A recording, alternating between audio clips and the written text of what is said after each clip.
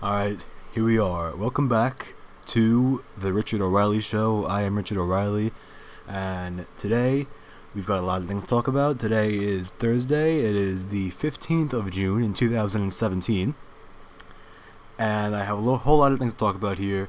We have some little follow-up about the Scalise shooting that took place yesterday. We have a follow-up to the Mueller case and James Comey and Donald Trump and the whole Russia thing. I have some stuff here about foreign aid. I have an interesting little article, a little op-ed or a little memo that was written by John McCain and Tim Kaine, which sounds like a very strange duo, but we'll get to that in a little bit. And then I also want to talk about how the rural voters are shaping the Republican Party. I want to get into that. And yeah, I mean, it's just in general, seems like a pretty good day. Not much news, not much breaking news today, other than what's going on between Mueller and Russia and Trump and all that. But there might not be anything there. This could just be media spin, like it tends to be. So I will get into that. But for now, let's just get right into the first story. All right. So, I have something to sort of follow up with the Scalise shooting that took place yesterday. On Fox here it says that both parties call for the easing of political hostility after the Scalise shooting. So this is interesting. What I was saying yesterday was pretty much that Republicans should not be letting Democrats get away with this unharmed. Not unharmed, I mean politically unharmed, because they put us through with Gabby Giffords. They put us through so much. They made they tried to demonize, and it was the New York Times. The New York Times, their whole stance now is, oh, we can't politicize. We can't blame the Democrats' rhetoric for this. But then when it was Giffords, it was a complete 180. And they said, oh, this is the result of Sarah Palin and Republicans' rhetoric. So I don't want to hear any of the, you can't use the rhetoric, you can't politicize it because it's just complete nonsense. I don't want to hear any of that. So that argument is not an actual argument. It's not even valid. It's nothing. So I just want to get that cleared first of all. And the whole idea that we have Republicans all calling for unity and everything, and everyone's saying, oh, don't politicize the tragedy.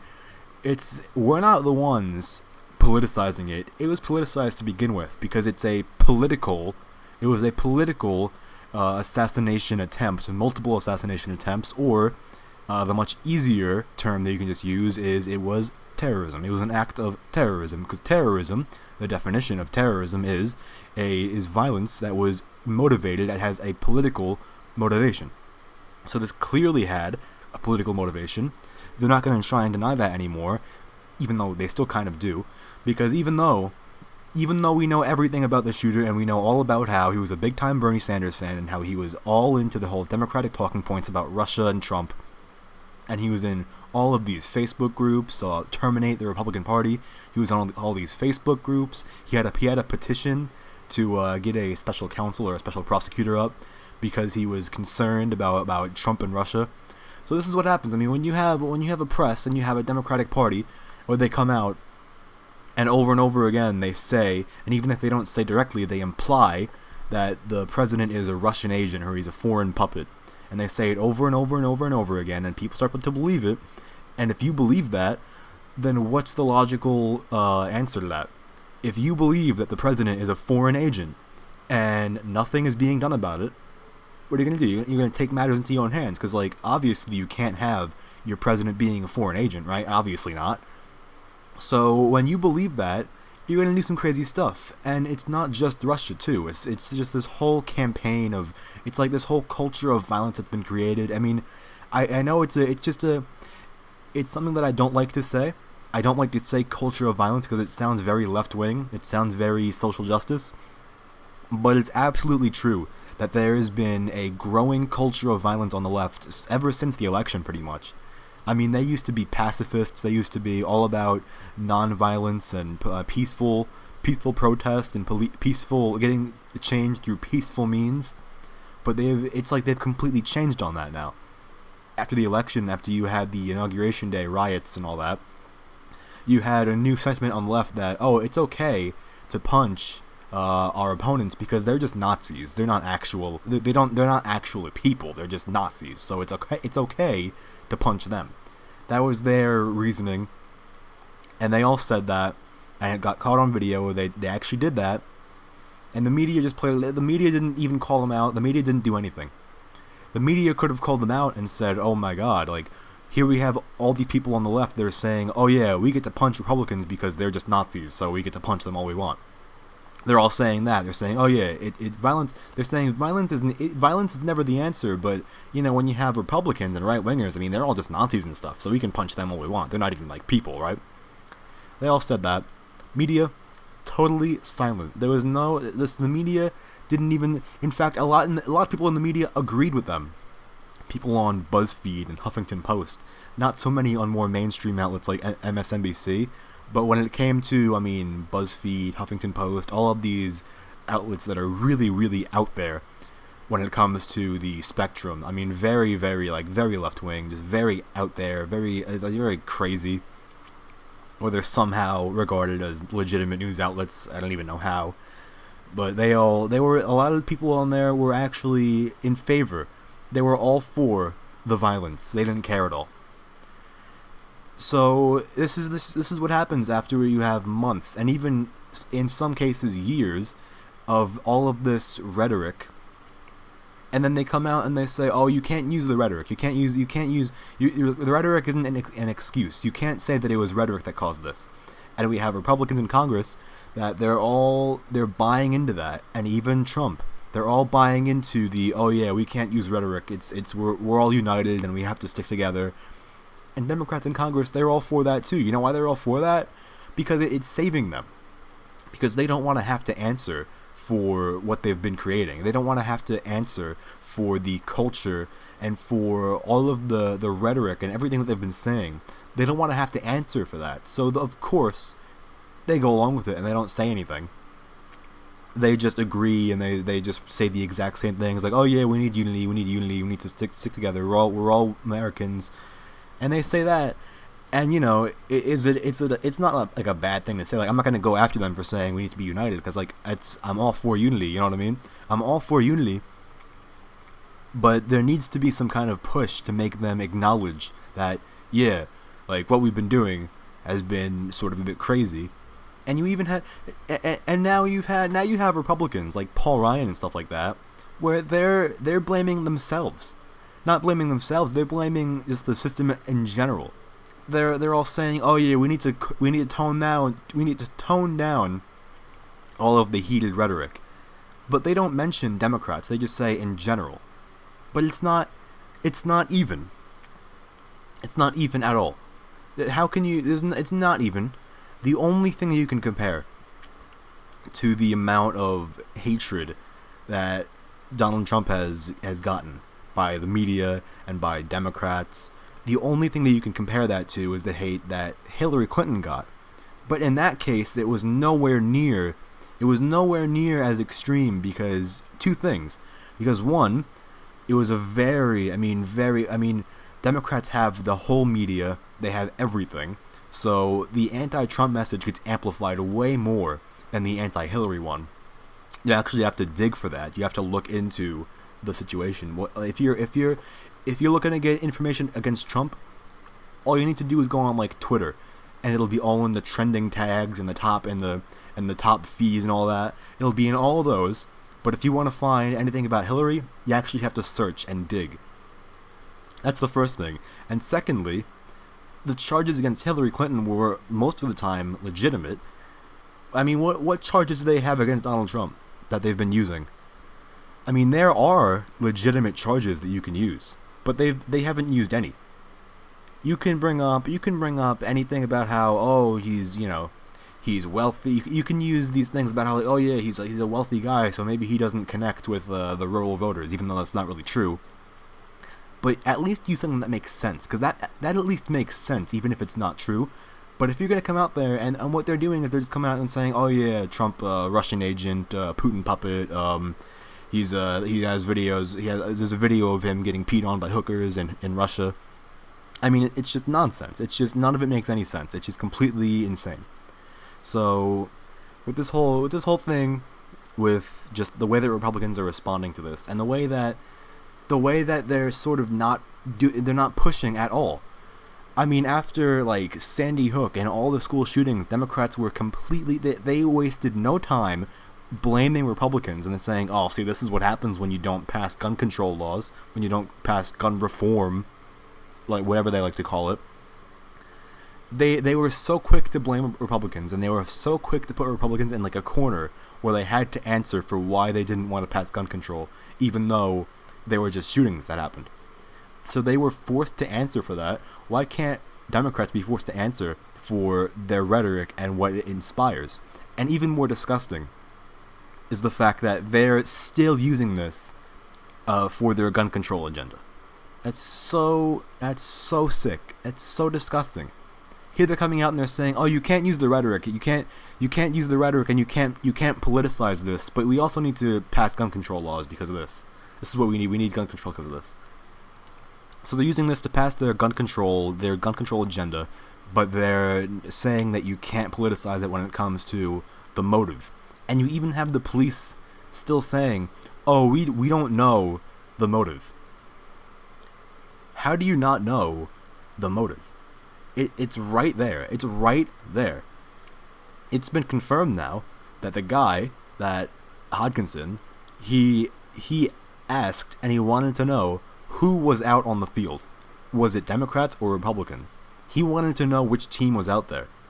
So he went out there, and then he wanted it to be Republicans. He wanted to know who he was going to be shooting at, because he's a Democrat and he's a Bernie supporter and he's all for Democrat talking points.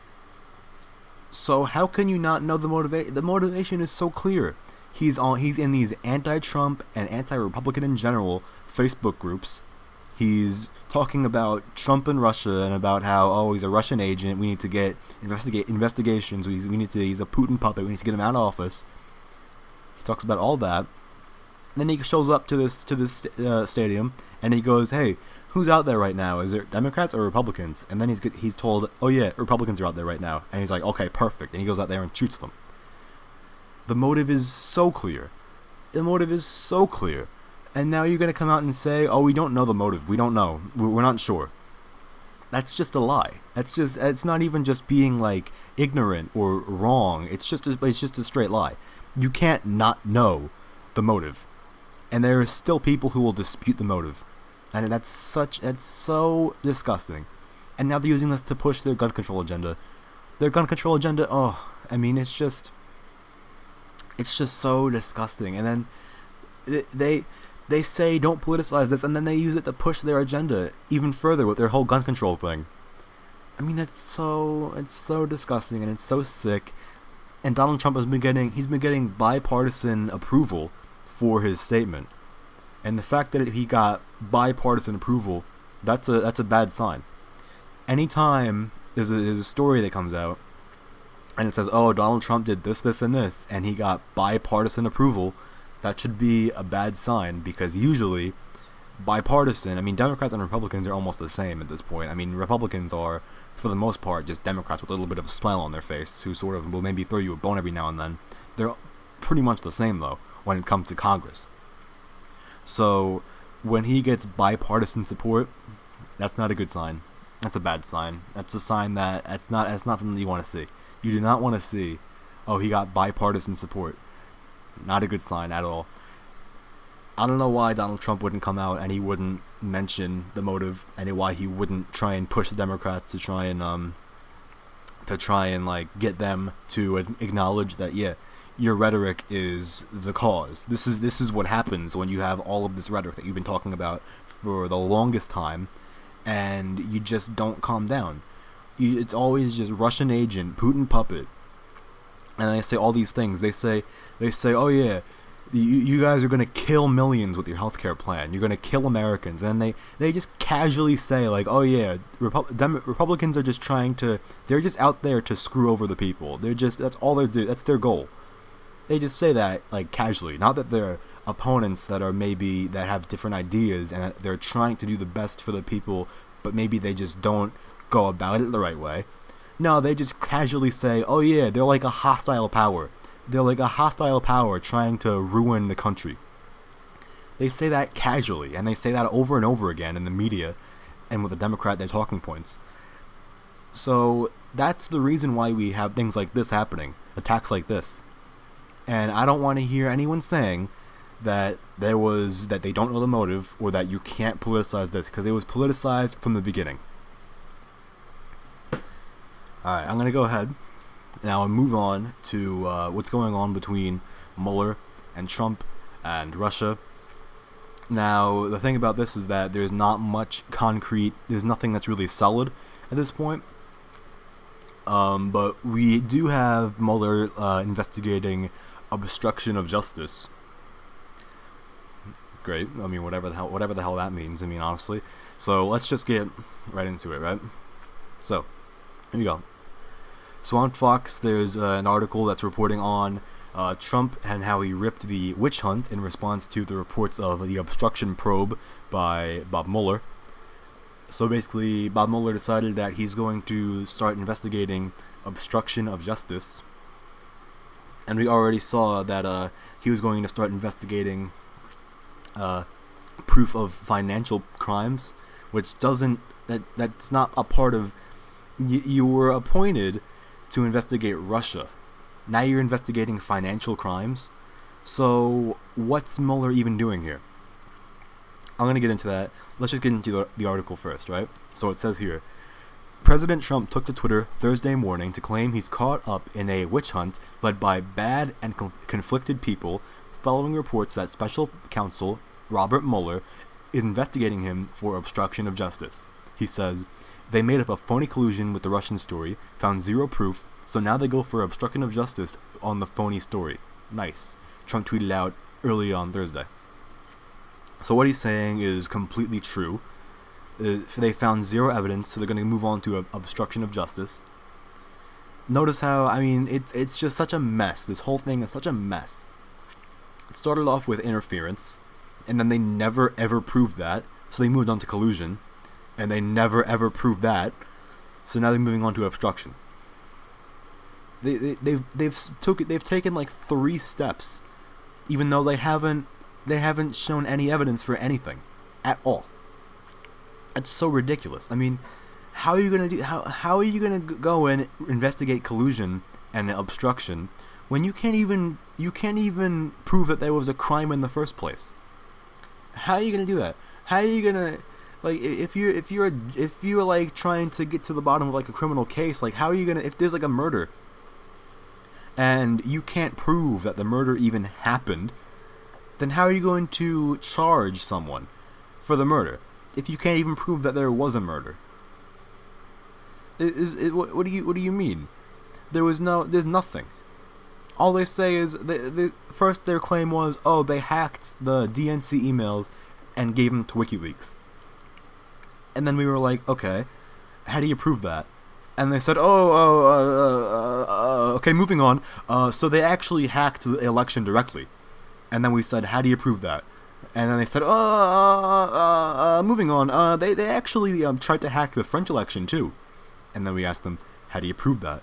And they went, we don't, moving on. They also try to hack local elections. So even your mayor and your local representative, they might be Russian puppets as well. And then we asked them, how do you prove that? And they said, moving on. And then Trump colluded with Russia because they met with his people met with Russian ambassadors and stuff, and they have business interests, collusion. And then we asked them, okay, where's your concrete evidence? How do you prove that? And they went, okay, moving on. Obstruction of justice. He obstructed justice because he told Comey that he hoped that he would let go of Flynn.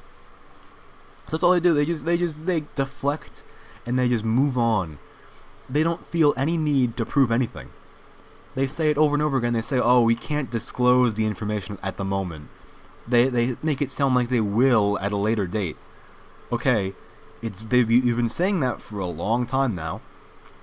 According to James Comey, this has been going on for 2 years, and you've still not given a shred of evidence whatsoever. So it's just such a phony story. It's just there's so much spin.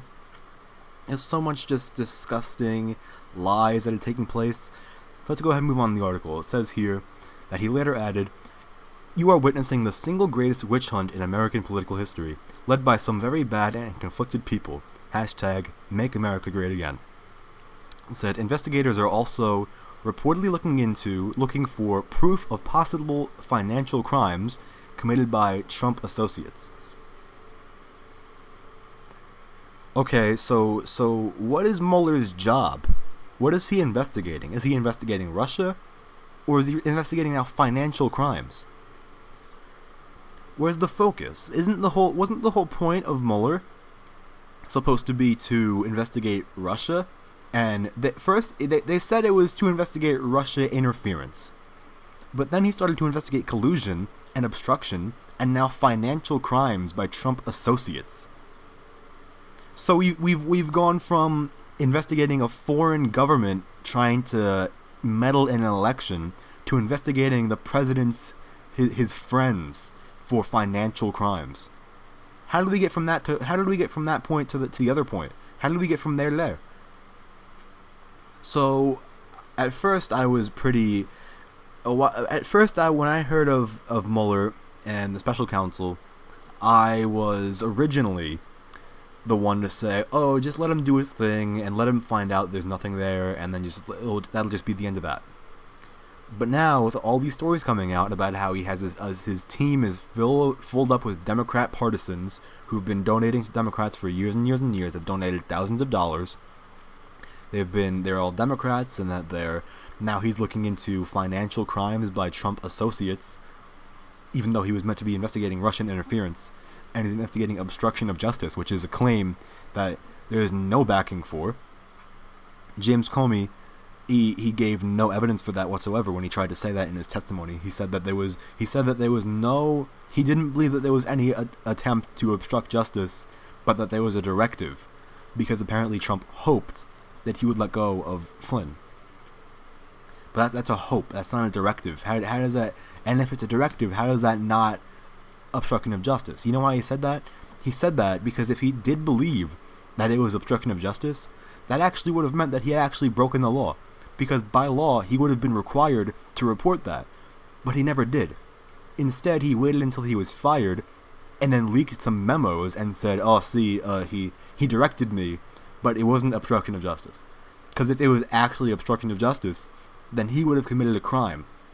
If he believed that it was, he would have been committing a crime, because he was supposed to have reported that, and he never reported it. So James Comey, he's got no actual claims. He's just like a disgruntled employee who's trying to take down his boss by any means necessary. And you have all these Democrats saying, "Oh, James Comey," they're all trusting him so much, even though they were all for him being fired or him resigning. They were all saying, "Oh, Comey's got to go," and then Comey left because he was fired, and suddenly now he's an American hero. He's an American hero. He's an American icon. We need more people like you, Mr. Comey. They did a total 180, and now they're treating him like some kind of god. Like whatever he says is golden, even though he's caught in some kind of lie right now. No matter what the reason is, then he's lying in some way or another, because either he did believe that there was obstruction of justice, but he didn't report it to anybody. He didn't report that like he was supposed to, like he was legally required to. So it was either that, or he does believe that there was obstruction of justice, but he's just not saying it. He either believes it, which would mean that he broke the law, or he doesn't believe it, which would mean that, well, he's just saying things just to say things and just to try to make the Trump look bad. So, is he a criminal, or is he just a disgruntled old employee who's trying to take down his boss by, smearing him in public? Whatever your answer is, it's not good for James Comey. So, the idea that James Comey is like some kind of reliable source on this is ridiculous, because he's lying about something. He's lying about something. He's either lying about believing it or lying about not believing it. And in either case, it's not good for him. And it also says here that Mueller's office declined to comment. Now that's not too unusual, but it is pretty telling because this whole, between Mueller and between all of the intelligence councils that have been investigating this, they've been so secretive. They tell us nothing. They don't give us anything. They don't give us anything to go off of. That's that's the thing about this whole thing, is that they're always so secretive. They don't tell us anything. Where's the transparency? How are we going to believe this? How are we supposed to believe all of this talk about Russia and collusion and obstruction when you're being so secretive all the time? You don't tell us anything. And the media, whatever they say, they eat it all up, the media. Whatever they say about Russia, they eat everything up. When they said that, oh yeah, they tried to hack local elections, now we have articles saying, oh my god, maybe they're going to try and hack the congressional elections going on in Georgia. Maybe they're going to try and hack the next election. Maybe they're going to try and hack everything else. And what if they're trying to hack our military? What if they're trying to hack every country in the world? It's all speculation. And then and they report like, oh man, Russia hacked local elections, as if that's fact. As if it's not just speculation, because it is speculation, because there's no proof. There's never been any proof. And they just report on that as if it's like known, like proven facts that just everyone agrees on. They don't even give the other side. They don't even give the side of, hey, there's no evidence, maybe we need to not like jump to conclusions all the time. How funny is it that whenever there's a terror attack, and whenever there's an attack like the one that happened yesterday, everyone on the left, they always say, oh, we don't know if it was terrorism, we don't know the motivation, we need to not jump to conclusions. When it comes to this, they declared Trump guilty in like summer last year. They declared him guilty like a year ago, back when he said, like, during one of the debates, like, oh yeah, Putin's a good leader. He said that, and immediately they declared that he was guilty. They had their minds set, oh yeah, he's guilty because he said Putin's a good guy. They used that as in their attack ads, and they used that as their talking points against him. And they used it the entire campaign, and then as soon as he took office, they started using that as a political tool to try and take him down. It was a talking point at first, and now it's a political tool that they're using. And it's so disgusting the way they're doing it. It's just, there's no facts. It's all secretive. There's nothing factual. There's nothing concrete. There's nothing solid about anything. It's all a total sham and a total lie. So now that I've seen everything that's come out about Mueller, I'm starting to change my opinion, and I'm starting to believe that he should be fired.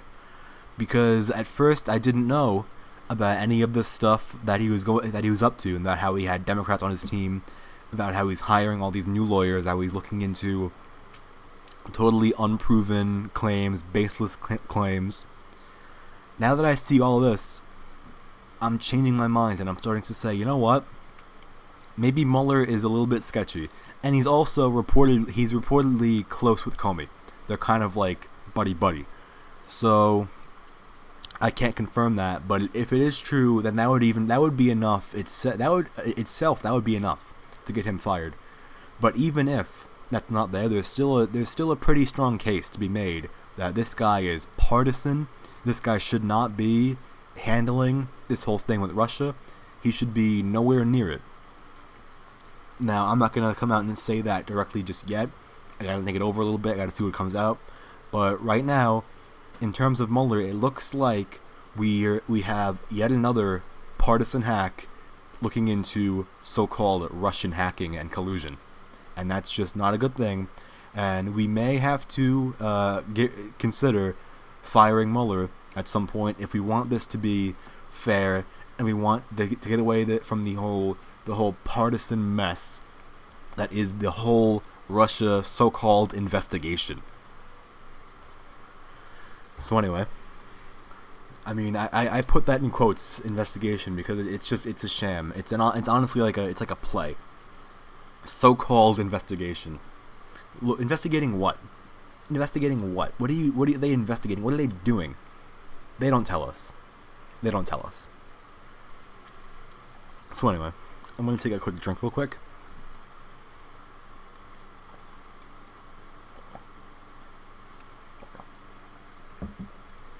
Perfect. Got a lot more to get into. Got a little bit more. We're at a half hour right now. Now I want to get into the little memo that John McCain and Tim Kaine both wrote. Isn't that such a strange partnership? I mean, then again, it's not very strange because John McCain is essentially just a Democrat. I mean, he's not really a Republican at all. So let's be honest. I mean, it's not that strange when you think about it. But still, I mean, you would expect that he would at least have the dignity to not partner up with Tim Kaine, of all people. Tim Kaine. I mean, come on. Tim Kaine. I mean, Tim Kaine, during the campaign, was embarrassing. He was so ineffective. The only thing that he had going for him was that he spoke Spanish. What is that? That was like the big thing. Like, oh my god, Tim Kaine speaks Spanish? Diversity. It brings a tear to my eye. Diversity. Tim Kaine is such a representation of diversity in America. It brings a tear to my eye. I love it. Diversity, please, more. That was so creepy. Like John McCain brought nothing to the table except the fact that he spoke Spanish. Like, during the debates, it was so embarrassing. Him with Mike Pence. Oh my god. Mike Pence. I mean, Tim Kaine cannot debate. He can't debate. He can't campaign. Obviously, he can't govern. He can't legislate effectively if he's working with John McCain. He obviously doesn't have good views either because he's talking about foreign aid. But anyway, let's just go ahead. Let's get into it, right? So here we go. So, John McCain and Tim Kaine wrote a memo to Congress on Politico, and they said, don't cut foreign aid. So first of all, the duo of John McCain and Tim Kaine seems like a very likely one, because John McCain is not Republican very much at all, and Tim Kaine is just... They have a lot in common. They both have no real personality. They're both very bland. They're both very old school. They're both stuck in the Cold War. They can't get over Russia. So they teamed up to write this little memo. And it's just... Let's get into it. There are some points that are better than others. They do bring up some decent points. But I'm going to go ahead and get into it, right? So, the memo reads here. It says, the security of the United States and its people is the first priority of government, and imposes numerous responsibilities on Congress and the executive branch. We are responsible for ensuring that our armed services are the best equipped, best trained, and best led military in the world. And we are responsible for assigning them missions that have clear, achievable objectives that are worth their service and sacrifice. It goes on to say, these are dangerous, challenging times. Instability is spreading around the world. Every day brings new reports of armed conflicts, acts of terrorism, humanitarian crises, and historic numbers of refugees and displaced peoples. Development assistance programs support military and diplomatic efforts to address these many crises and help prevent conditions that lead to political instability and radicalization. Right, so this whole thing seems to be about how, oh, we have a moral, it's just like it's a very generic, most of it is a very generic argument of, oh, think of the children, think of our morals and our values, and think of all the poor people, we need humanitarian aid to help them all out. And to that point, I say, look, I mean, I feel bad for the people who live there, people who have to live in these bad conditions, but at the same time, here in America, we have people who live in bad conditions as well, and isn't it our first responsibility to take care of them, to take care of people in our own country who are having hard times? Isn't that our first responsibility? So we can't, like, I'm not against foreign aid, but we can't be giving out all this money in humanitarian relief when we can't even keep our own people stable, and we can't even keep them, fed and cared for. So I don't want to hear any of the emotional arguments of, oh, think of the children, think of all the poor people who live in these countries, think of all the poor people who live here. What about the children here? Think about them. I mean, you're an American senator. Your priority should be the American people and not the Syrian people or the Nicaraguan people or the Filipino people. It's the American people first. It's not we don't it doesn't even matter like look, it's not that I don't care about them. Of course I do. And I think that once we sort out the situation here, then we could be giving out, more foreign aid and helping out other countries a little bit more. But we have so many problems here. We have jobs, we have like no opportunity. We have like no jobs. Everything is no one has healthcare, no one has good houses to live in. There are people who are living in hell, living in poverty, who have no way out because there's no opportunities anymore. All the opportunities are like gone. We got to bring the opportunities back. We have so many things to improve here.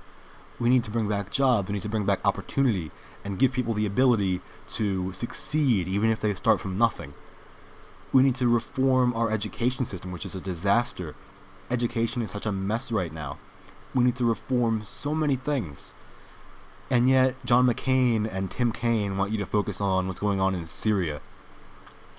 Look, no offense, Syria, but I do not care at all what's going on in your country. I don't care whatsoever. I'm sorry, it's not my problem. And this whole Middle East thing, all of the Middle East wars are all based on, oh, we gotta help out the people. We gotta help out our people. I don't care if there's a dictator in Afghanistan. Do you think I care? I don't care. Oh, there's a dictator in Syria. Do you think I care? Do you think anybody cares? Look, if the people there are so upset, let them overthrow the government. I mean, they are totally capable. Anyone is capable. Anyone's capable of overthrowing their government. If they have a dictator who's like with an unstable regime where they're very unpopular, they can just revolt. Let them handle their own problems over there. We have our own problems over here. You want to talk about political instability? I mean, political stability here. I mean, we're unstable here. I mean, you just had yesterday we had an act of terrorism on our congressman. So we're like unstable here. We're not. It's not just a thing that's going on overseas. We gotta stabilize ourselves. We gotta stabilize our own economy and our own prospects for our own people before we go out there and focus on foreign people and foreign countries. So the whole emotional thing of, oh, think of the children, think of all the poor people who live there. I don't want to hear any of that, because there are people who are living here in this country who need help, and they need help from our government. Our government should be focused on helping out our people before they help out the people of Syria and all these Middle Eastern countries. Focus on your own people that you're meant to be serving as a member of the government. So anyway, goes on to say in the article, it says here, at the same time, by helping reduce poverty in those societies, we're encouraging economic growth and raising an individual earning power, which can, in turn, open new markets for American goods and services. So this is the point that John McCain brings up, or Tim Kaine, I'm not sure who specifically. This is actually the best point that they make. It's still a little bit flimsy, because we already have, I mean, in terms of exports, we have what we need. I mean, we have countries that would take our exports, but we don't export anything. That's the problem. We don't have manufacturing jobs here anymore. So it's not a problem of, oh, we need new markets. It's a problem of we need to actually manufacture things in the first place. We need to make cars and electronics and clothes. We need to make all these things here instead of, in China. We need to make things here again. We need to bring back manufacturing jobs instead of shipping them overseas. And then, if you wanna, you can talk about opening up new markets once we actually have things to export. You can say, "Oh, we need to open up new markets by with this foreign aid." That would be valid if we actually had things to export, because right now, as it is, manufacturing jobs are it's just hell. There's nothing. They're all people who used to work manufacturing jobs. They're living in hell. We need to bring because the jobs are all going overseas. We got to bring them back. We got to bring them back by being smart when it comes to trade and when it comes to the economy and when it comes to restrictions on corporations. We got to bring the jobs back, and then that would, once we actually have things to export, then we can say, okay, time to build up new markets to sell to. We can say that once we actually have things to sell. So that's the best point that they make, but it's still flimsy because we don't have things to export because we need to bring back manufacturing jobs and we don't have them right now. Anyway, moving on here, right? It says here, half of the world's fastest growing economies are in Africa, where Americans have helped many societies address disease, natural disasters, and poverty. By improving their plight, we improved opportunities for our exports and investments.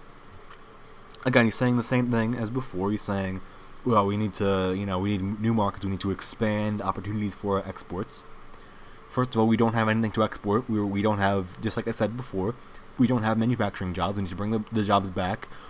And once we have the jobs back, then we focus on expanding and getting new markets. But until then, we can't use all of our money focusing on this when we could be using it to bring back jobs and stuff and bring back, and reform education and healthcare instead of, foreign aid. So, and he's also saying, I love how he just says that the world's fastest growing economies are in Africa. Why don't we want to be one of the world's fastest growing economies? If the fastest growing economies are in Africa, doesn't that mean that they don't need aid anymore? If they're growing themselves, then don't we need to not... At what point do we say, okay, you guys are fine. Alright, you're on your own now. At what point do we say that? When does that point come? If they're the fastest growing economies in the world, then at what point do we say, okay, you've had enough foreign aid, it's time for you to, stand up on your own 2 feet and fend for yourselves a little bit? At what point do we say that? I mean, how long do we have to help these people for? And look, I get it, Africa is not in good shape, but don't you think that it would be a lot better if we had them rely on themselves and we had them work for their own prosperity instead of just giving them all this free stuff and free aid all the time?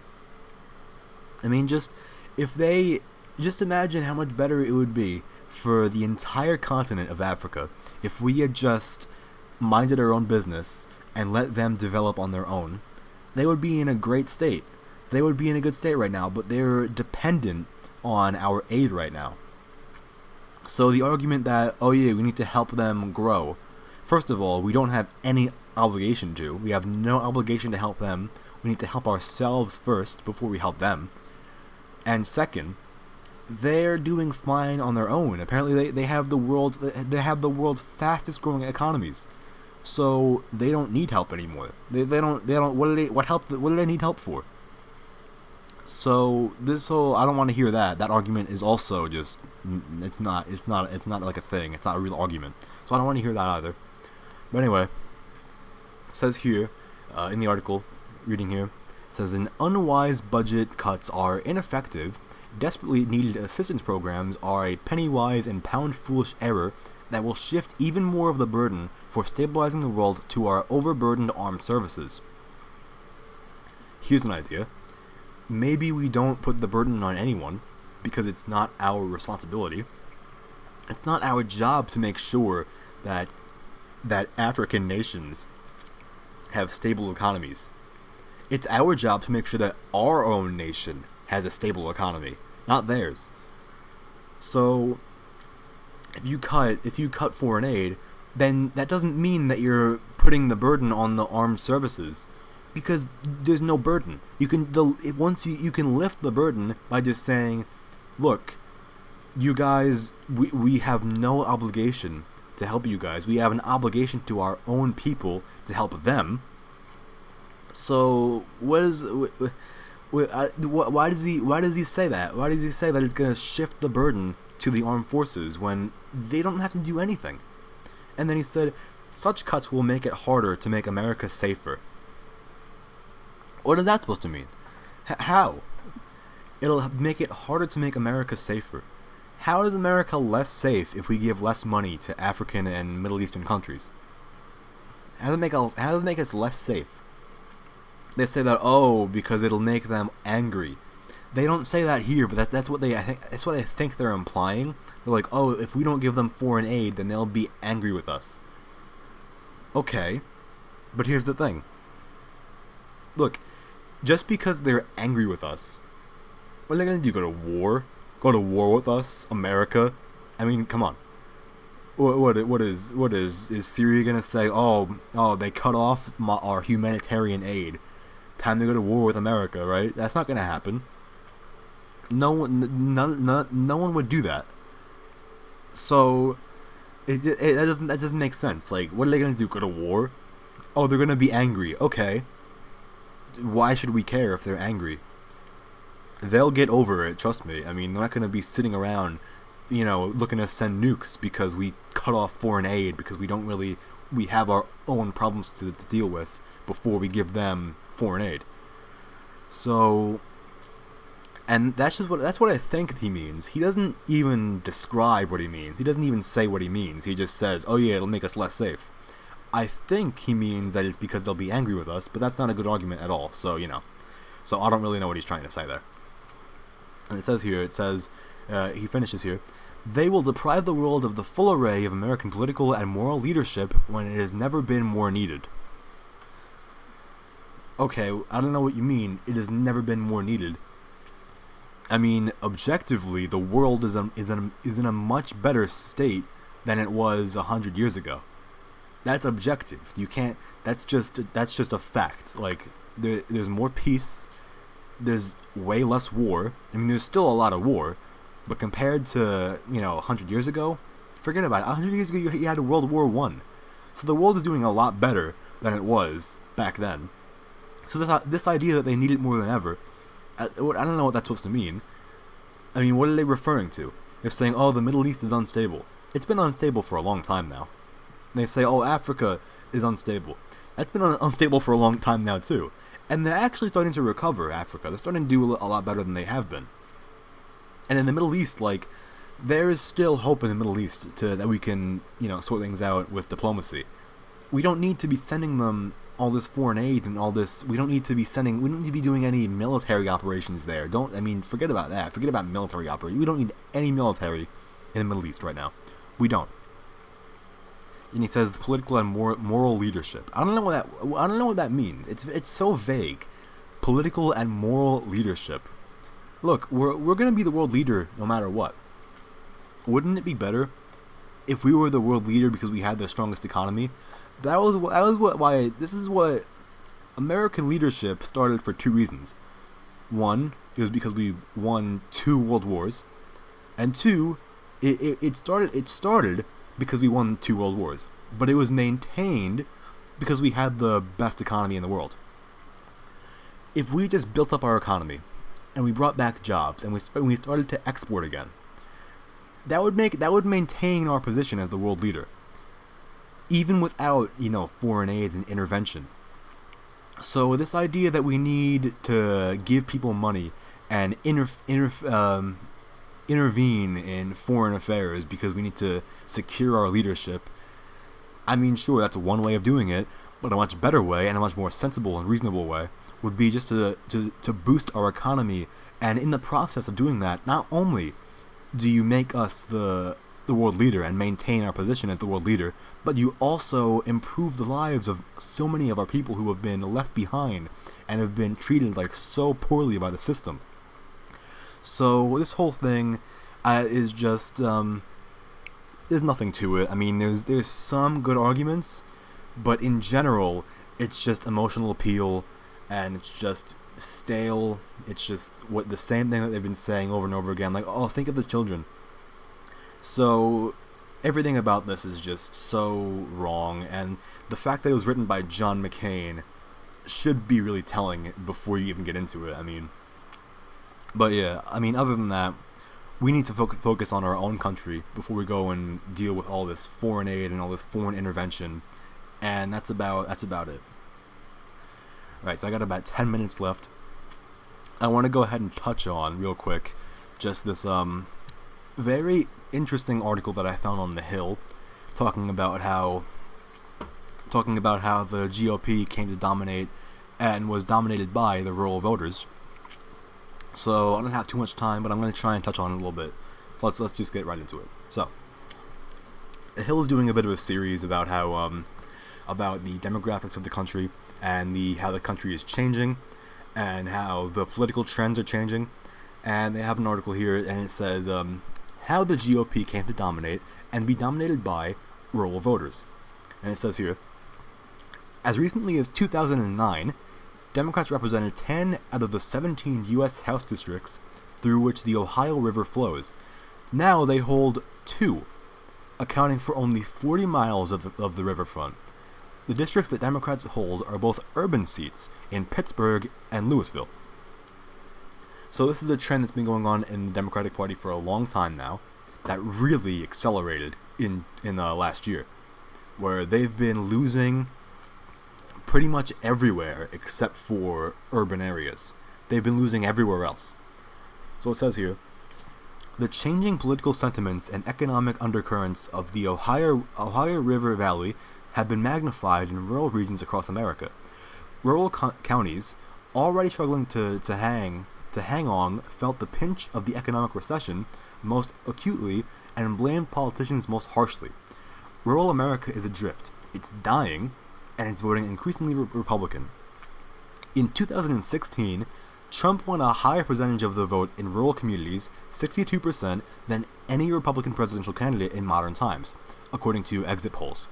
George W. Bush won 60% of the rural vote in 2000.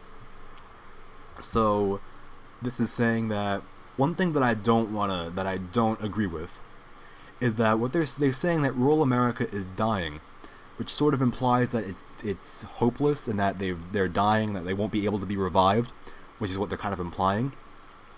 I think that's just total nonsense. I think that there is still hope, but we just need to be very smart about the economy and about jobs and about opportunity and about education as well. Education is a big issue too.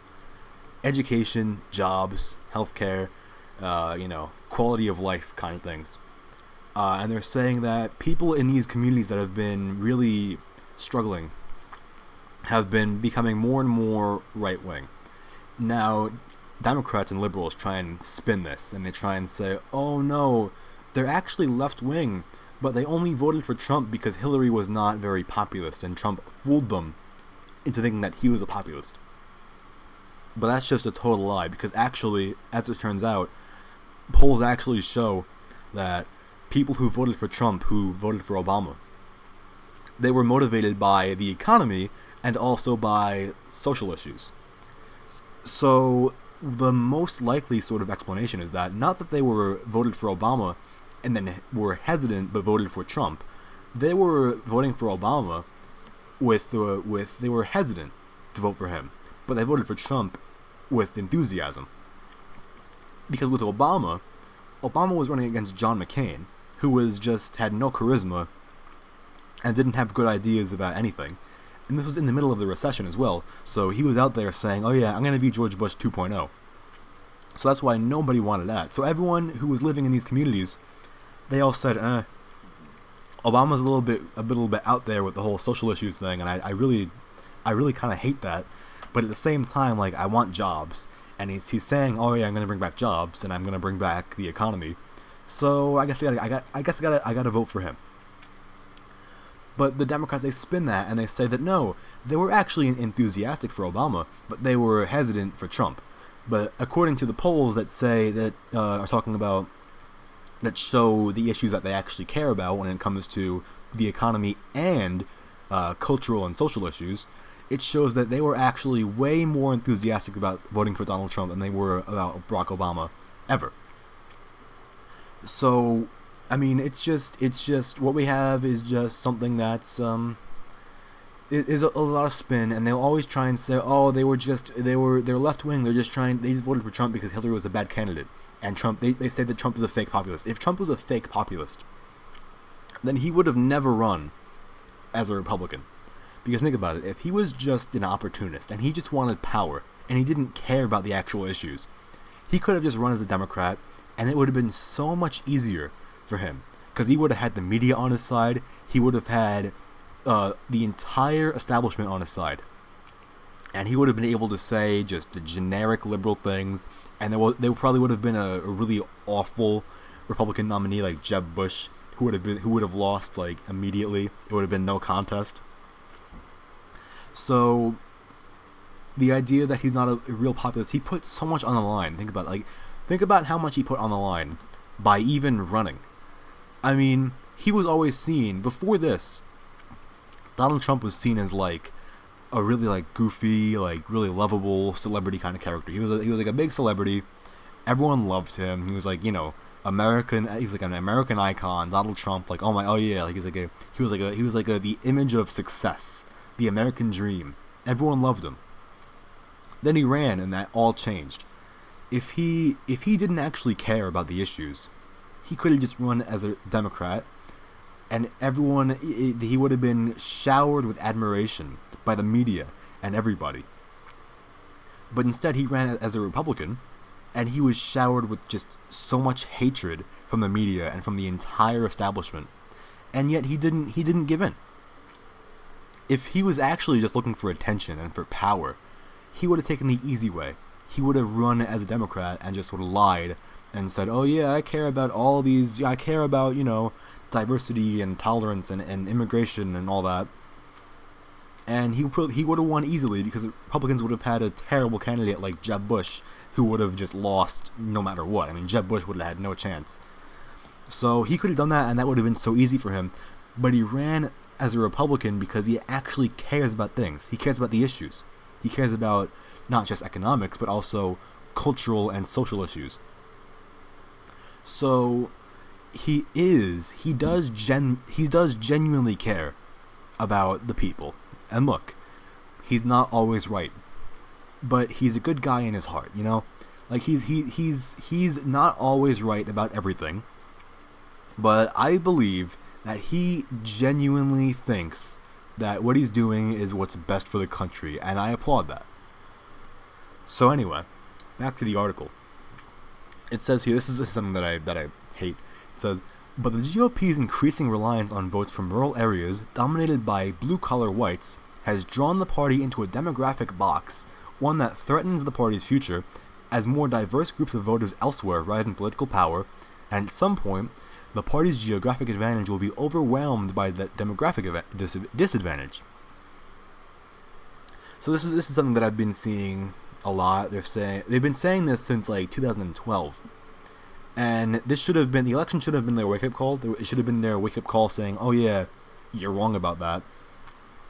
But they keep on saying it. And they're saying that basically, oh, the party's going to die out because they can't appeal to non-white voters and the new generation, what they call it, the new American majority, something like that. They say, oh, you're gonna die out because you can't appeal to them. No, it's the other way around. The Democrats are in a box because they're confined to just like, what do they have? They have like minorities, millennials. By the way, millennials and minorities are not turning out for Democrats at all anymore. Their turnout has been so low lately with Democrats and everything because they're not enthusiastic about the party. So the idea that they're gonna be the ones to give them a permanent majority is just so wrong. And also, don't even forget that Generation Z, which is the generation after millennials, Generation Z is still growing up right now, and they're not able to really vote, and they don't really have much of a voice yet. But Generation Z is the most conservative generation since World War II. So I don't want to hear anything about how, oh, the Republican Party is doomed because they can't appeal to the new generation and to millennials and to minorities and to women. I don't want to hear any of that because Generation Z is on the way. and Generation Z is gonna be a big impact. So all this talk about how, oh, it's so hopeless, rural communities are never gonna recover, the Republican Party is never gonna recover. It's all lies and spin. Don't believe any of it. Alright. That's all I gotta say about that. We just passed the hour mark, and it's been a good day. Still pretty hot out, but you know what? It's been good. I'm really glad that I got to talk about actual issues today, and not just Russia and all that, because I hate that so much. But you know what? Things are looking alright, and just hopefully things keep on looking up. Hopefully this whole Mueller thing sort of passes by, and we'll be able to talk about actual issues from now on, talking about healthcare and education and jobs in the economy and just general quality of life for everybody, because that's what really matters, you know. So anyway, I have been Richard O'Reilly. This has been the Richard O'Reilly Show, and thank you guys very much for watching, and I will see you guys tomorrow.